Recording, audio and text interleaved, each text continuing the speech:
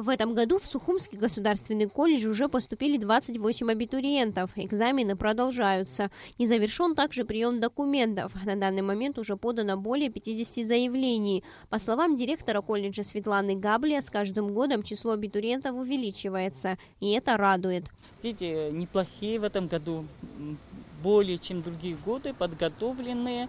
У нас еще будет продолжение приема и экзамены в конце месяца, дополнительные экзамены мы еще проведем. Если есть желающие, пожалуйста, пусть приходят. Между тем, у самого здания колледжа, которому уже более 110 лет, большие проблемы. Капитального ремонта здесь не было с 50-х годов. Здание практически разваливается, а ведь часть его можно отнести к памятникам архитектурного наследия.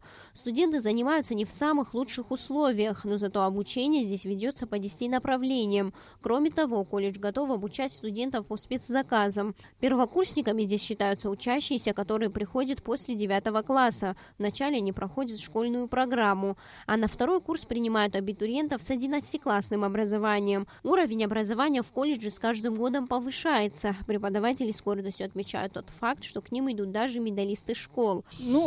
Вообще знания, конечно, разные. Бывает у нас, раз те, кто красный диплом закончили, они и с хорошими знаниями пришли. В этом году дети пришли очень хорошие, очень много хороших оценок получили и по математике, и по письменному экзамену. В основном ребята отдают предпочтение таким специальностям, как строительство, ремонт машин, а девушки выбирают сервис и туризм. Сария Смыр, Тимур Гугохия, Абхазское телевидение.